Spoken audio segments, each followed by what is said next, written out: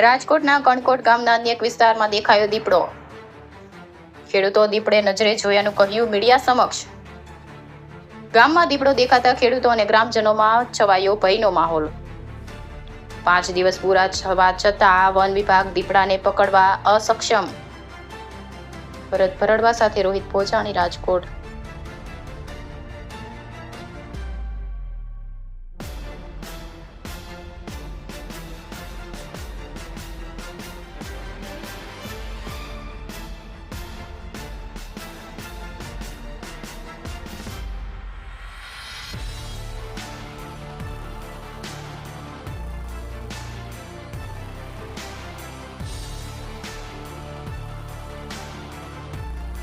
આપનું નામ?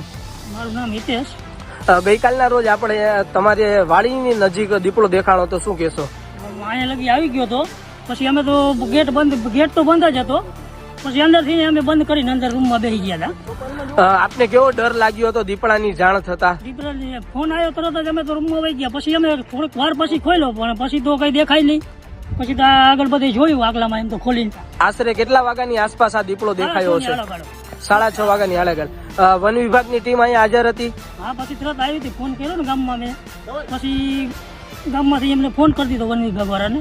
પછી એને બધી તપાસ કરી, ચેક કર્યું બધું, પણ ત્યારે તો કઈ દેખાય નહીં. રાતે તો કેસો વારંવાર દીપડો આપના નજીકના ગામોમાં દેખા દઈ રહ્યો છે. અત્યારે બધા રામનગર, કણકોટ, કૃષ્ણનગર બધે ભાઈનો વાગુદળ, બધે ભાઈનો માહોલ છે. મજૂરને એલર્ટ રહેવાનું બધાને કે જાણ કરી દીધી છે. કામ સિવાય કોઈ બહાર ન નીકળતા, એવી બધી ચર્ચાઓ થઈ ગઈ છે. ગામમાં અત્યારે ખાસ કરીને શિયાળાનો પાક લેવાતો હોય ને દીપડો દેખા દેતો હોય ત્યારે ખેડૂતોમાં કેવો ભયનો માહોલ છે? ખેડૂતોમાં બહુ ભયનો માહોલ છે.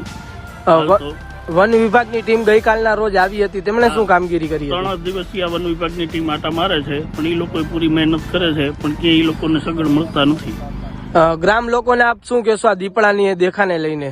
બધાને સાવચેતી રહેવા કાલ સાંજનું બધાને કહી દીધું છે. રામનગરમાં જ ખેડૂને વાડીએ જે પોતપોતાની વાડીના મજૂર હોય એ બધાને કહી દીધું છે કે હાથમાં લાકડી રાખવી, રાત હોય તો લાઇટ રાખવી, એમનેમ કામ સિવાય કોઈને બહાર નીકળવું નહીં.